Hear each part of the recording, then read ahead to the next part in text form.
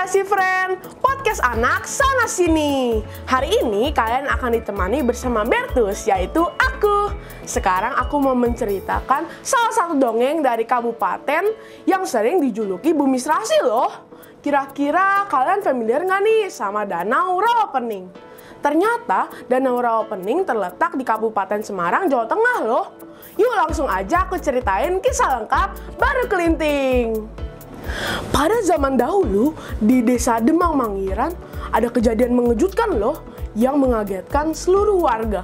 Seorang anak perempuan yang belum pernah menikah sama sekali, tiba-tiba ia hamil dan melahirkan seekor ular yang ukurannya sebesar tangan orang dewasa.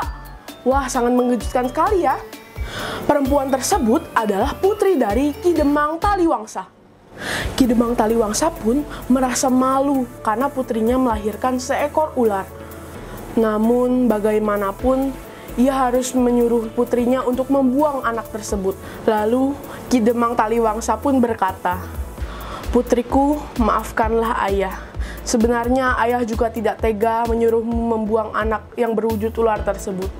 Namun bagaimanapun kamu harus melakukannya. Karena ayah merasa malu terhadap penduduk di desa Kademangan ini." Lalu putri Ki Demang Taliwangsa pun menjawab, "Baiklah, kalau itu memang kemauan ayah, aku mengerti." Karena wanita itu memahami kegelisahan ayahnya. Namun sungguh ajaibnya, ular tersebut bisa berbicara layaknya manusia. Dan ia merasa sedih karena mengetahui ingin dibuang oleh ibunya. Dan ular itu pun berkata, "Mengapa ibu ingin membuangku? Apakah ibu tidak sayang kepadaku?" Namun, setelah mendengar ucapan anaknya, ia mengurungkan niatnya untuk membuang anaknya. Dia merawat anaknya yang berwujud ular tersebut sama seperti anak-anak lainnya dan tidak memperdulikan kata-kata orang lain. Suatu saat, wanita tersebut menemui Ki Demang Taliwangsa. Kira-kira dia mau ngapain ya? Jadi, wanita tersebut ingin menyampaikan niatnya untuk merawat anaknya yang berwujud ular tersebut. Dan untungnya, Ki Demang Taliwangsa menyetujui permintaannya tersebut. Lalu, wanita itu pun berkata, "Maafkanlah aku, ayah. Aku merasa tidak tega membuang anakku sendiri. Aku berjanji akan merawatnya dan membesarkannya dengan baik. Dan aku akan menasihatinya agar tidak mengganggu penduduk di sekitar." Dan Ki Demang Taliwangsa pun menjawab, "Baiklah anakku, tapi satu pesanku untukmu. Janganlah biarkan anakmu keluar dari rumah agar penduduk tidak takut." Seiring berjalannya waktu, ular tersebut semakin besar dan ia belum pernah sama sekali keluar rumah. Ia juga belum memiliki nama loh. Suatu saat, ia meminta nama terhadap ibunya. "Ibu, sampai sekarang aku masih belum memiliki nama." Ibunya pun tersenyum sambil melihatnya dan berkata, "Bagaimana kalau aku memberimu nama Naga Baru Kelinting?" Lalu Naga Baru Kelinting pun sangat kegirangan dan berkata, "Terima kasih ibu, itu adalah nama yang sangat bagus." Dari lahir sampai dewasa, Baru Kelinting tidak mengetahui siapa ayahnya dan belum pernah bertemu dengan ayahnya satu kali pun saja. Akhirnya, karena rasa penasaran itu, ia bertanya kepada ibunya. Dan ibunya pun kaget dengan pertanyaannya tersebut. Dan akhirnya ibunya memberitahu ke anaknya bahwa ayahnya adalah Ki Wanabaya. Namun, Baru Kelinting tidak percaya dengan hal tersebut. Hari terus berlalu. Ibunya sering didesak oleh pertanyaan Baru Kelinting. Dan akhirnya ibunya pun menceritakan apa yang sebenarnya terjadi kepada Baru Kelinting. Dan ibunya berkata, "Wahai anakku, jika kamu memang ingin mengetahui apa yang sebenarnya terjadi dan siapa ayahmu sebenarnya, ibu akan menceritakannya. Beberapa tahun silam, di desa Kademangan Mangiran, terdapat upacara bersih-bersih desa. Sebagai putri Ki Demang Taliwangsa, ia diminta untuk menemui Ki Wanabaya untuk meminjam keris pusaka yang akan digunakan dalam upacara bersih-bersih desa selama beberapa hari. Wanita tersebut akhirnya menemui Ki Wanabaya dan menyampaikan tujuan kedatangannya. Aku datang menemui Ki Wanabaya karena perintah ayahanda. Desa Kademangan Maringan akan mengadakan upacara bersih-bersih desa. Ki Wanabaya terlihat agak keberatan dengan permintaan tersebut. Ia khawatir kerisnya hilang atau jatuh ke tangan orang yang jahat. Setelah berpikir lama, Ki Wanabaya akhirnya memberikan keris pusaka tersebut terhadap wanita tersebut. Dan Ki Wanabaya berpesan kepada gadis itu agar tidak menaruh keris tersebut sembarangan, apalagi di pangkuannya. Setelah mendengar pesan Ki Wanabaya, gadis itu pulang membawa keris pusaka itu. Sesampainya di rumah, ia melihat banyak sekali wanita yang sedang memasak. Akhirnya wanita itu pun berbaur bersama mereka dan lupa membawa keris itu kepada ayahnya. Dan fatalnya, wanita itu menaruh keris tersebut di pangkuannya, dan sehingga seketika keris itu hilang tak berbekas. Putri itu seketika menjerit, terkejut, dan sangat takut karena ia teringat pesan dari Ki Wanabaya.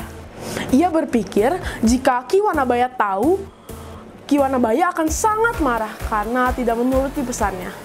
Tak lama, gadis itu pun pingsan dan semua orang panik, termasuk Ki Demang Taliwangsa.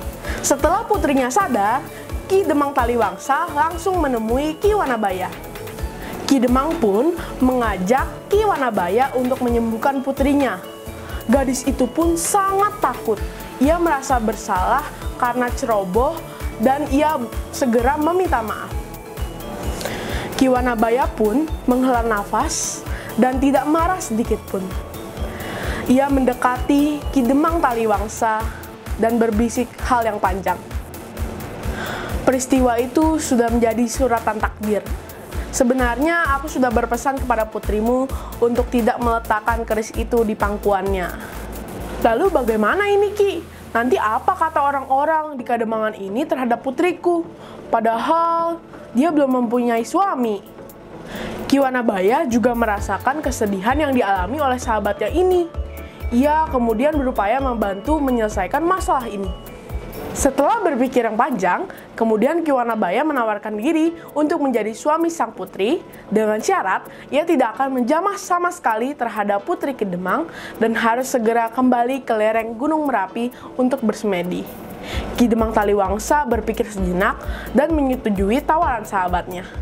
Setelah mendengar cerita ibunya, Baru Kelinting akhirnya menyadari dan ingin menemui ayahnya. Baru Kelinting menanyakan letak Gunung Merapi kepada ibunya untuk bertemu dengan ayahnya yang sedang bersemedi. Ibunya terlihat sedih karena sudah terlalu menyayangi anaknya, walaupun berwujud ular. Karena desakan anaknya, akhirnya dia pun menunjukkan jalan ke Gunung Merapi. Akhirnya, Baru Kelinting meninggalkan Kademangan Mangiran di malam hari dan kemudian bermukim di Kaliprogo. Lama-kelamaan tubuhnya menjadi semakin besar sehingga menjelang seekor naga yang besar. Kulit dan tubuhnya bersisik dan matanya berkilat menakutkan. Jika ia bergerak, maka daerah tepi Kaliprogo menjadi longsor. Keberadaan Baru Kelinting sangat meresahkan penduduk sekitar. Hal ini sampai terdengar oleh Ki Wanabaya yang sedang bersemedi di puncak Merapi. Dia menghentikan semedinya dan turun dari Gunung Merapi untuk mengusir ular tersebut. Baru Kelinting akhirnya bertemu dengan ayahnya, Ki Wanabaya. Tetapi anaknya belum mengetahui jati diri Ki Wanabaya yang sebenarnya. Baru Kelinting menceritakan tujuan kedatangannya untuk mencari ayahnya yang bernama Ki Wanabaya yang sedang bertapa di puncak Gunung Merapi.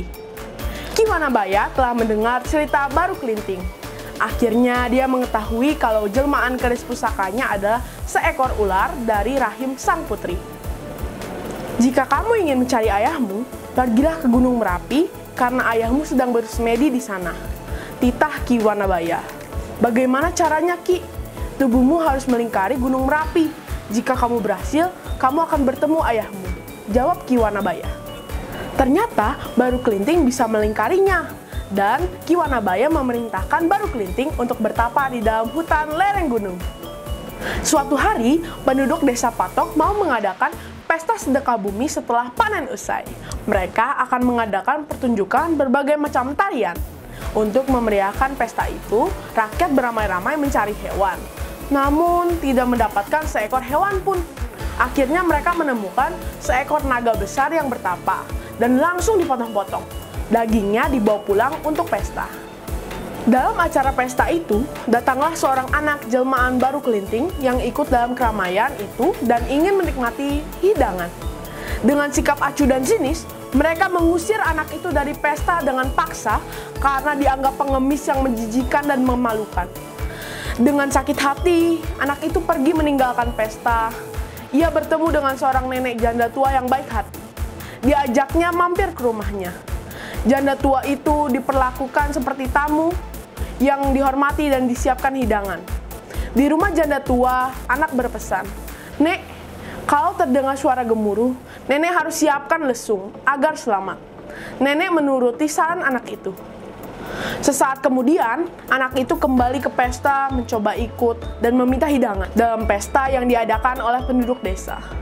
Namun, warga tetap tidak menerima anak itu, bahkan ditendang agar pergi dari tempat pesta itu. Dengan kemarahan hati, anak itu mengadakan sayembara. Ia menancapkan lidi ke tanah. Siapa penduduk yang bisa mencabutnya? Tak satupun warga desa yang mampu mencabut lidi tersebut. Akhirnya, anak itu sendiri yang mencabutnya. Ternyata, lubang tancapan tadi muncul mata air yang deras, makin membesar dan menggenangi desa itu. Penduduk semua tenggelam, kecuali janda tua yang masuk lesung dan dapat selamat. Semua desa menjadi rawa-rawa. Karena airnya sangat bening, maka disebutlah Rawa Pening yang berada di Kabupaten Semarang, Jawa Tengah. Pesan moral dalam legenda ini semakin ditekankan dengan adanya tokoh nenek tua yang baik hati. Nenek ini tanpa bertanya siapa dan dari mana, langsung memberi makan baru kelinting. Bahkan mau mendengar pesan baru kelinting untuk naik perahu jika gemuruh air bah datang.